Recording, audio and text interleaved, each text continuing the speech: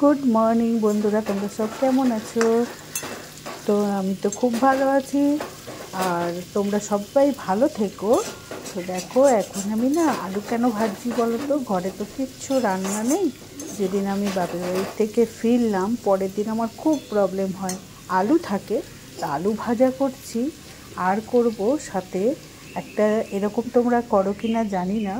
আর দেখো, একটুখানি পোস্ত করে নিয়েছি, ডাল করেছি, আর চাটনি তো সাথে আছে।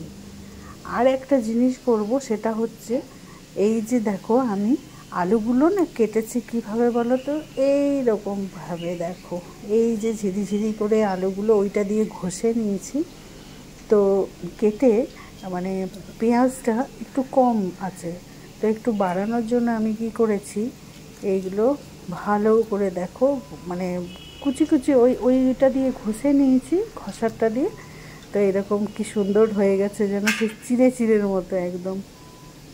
তো এটা দিয়ে আর ওই পেঁয়াজগুলো দিয়ে আর বেসন দিয়ে ভাজবো। আর একটু চাল গুঁড়ো আছে, একটু চাল গুঁড়োও দিয়ে দেবো, তাহলে বেশ কুরকুরে হবে। তো আমার বর আবার খুব বেশি তরি তরকারি একগাদা ও একদম পছন্দ করে না। তো এইসব যদি ভাজাভুজি হয়, ওর খুব পছন্দ। আলু ভাজা, বড়া ভাজা, ডাল ভাত, একটু পোস্ত দেবো। আর শুধু আলুর খেলা আজ, শুধু আলু খাওয়া। তো তরি তরকারি এমনি কিছু নেই। আর ছেলের ওই ডিম সেদ্ধ দিয়ে দিয়েছি, ভাতের মধ্যেই দিয়ে দিয়েছি। ও ডিম সেদ্ধ হলে খুব ভালো খায়। তো তোমরা এরকম করে না আলু কেটে এরকম করতে পারো। তো দেখো, আমি পেঁয়াজ, কাঁচা লঙ্কা আর এই ঝিরঝিরে আলুগুলোও দিয়ে দিয়েছি, খুব ভালো করে ধুয়ে নিয়েছি। কত যে বেরোয়, পুরো মানে সাদা হয়ই না জলটা। অনেকক্ষণ ধরে ধুয়ে তারপরে দিয়ে দিয়েছি। তারপরে এটা বেসন দিয়ে মাখাবো, মাখিয়ে অল্প একটু চালের গুঁড়ো দেবো, দিয়ে বড়া করব। গরম গরম, মানে কড়াইতেই রেখে দেবো, যাতে খাওয়ার সময় বেশ গরম গরম হয় বড়াগুলো। তো আলুটা ভাজা হয়ে গেলে একটু ছেঁকে তুলে রাখবো।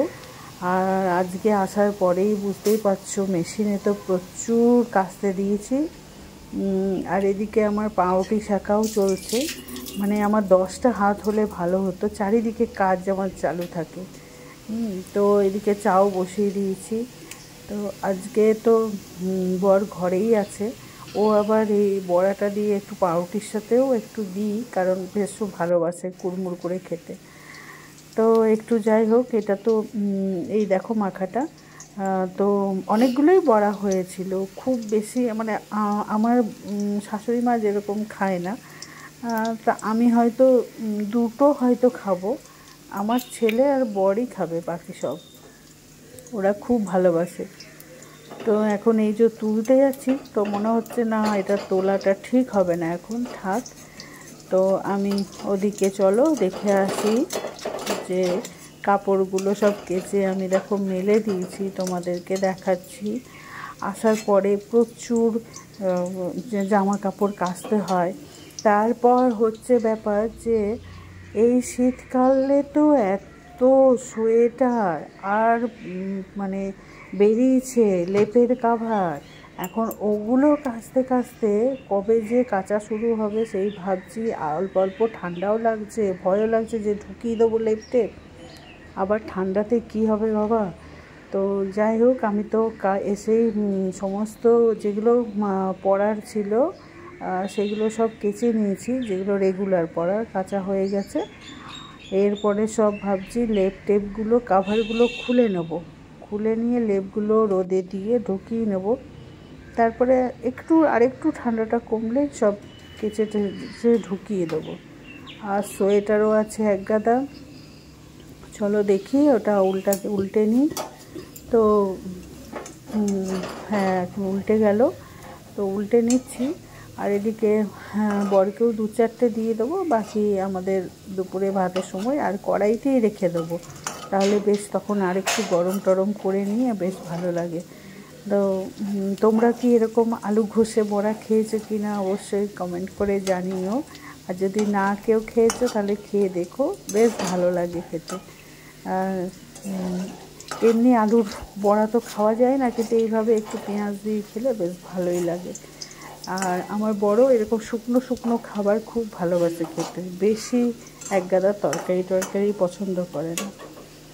তো যাই হোক, বড়াগুলো ভাজা হোক, আর এদিকে বরকে দিয়ে দিই 2-4টে প্লেটে তুলে, কারণ ও খাওয়ার টাইম হয়ে গেছে, ওর ব্রেকফাস্টটা করে নেবে। তো যাই হোক, ভিডিওটা এইটুকুই থাক। আর যদি ভালো লাগে অবশ্যই আমাকে কিন্তু লাইক কমেন্ট করো, আমার পাশে থেকো। বড়াগুলো দেখো কি সুন্দর হচ্ছে, একটু কড়া কড়া করেই ভেজেছি, আর বেশ সুন্দর কুড়মুড় কুড়মুড় কুড়মুড় হয়েছিল। তো এটাই ছিল আজকের ভিডিও। তোমরা দেখো, আমাকে সবাই লাইক করো, কমেন্ট করো, ঠিক আছে? আর সাথে থেকো, পাশে থেকো। আর যারা এখনও অবধি ফলো করোনি, শুধু ফ্রেন্ড লিস্টে আছো, তারা প্লিজ আমাকে ফলো করে নিও। Tata, bye bye.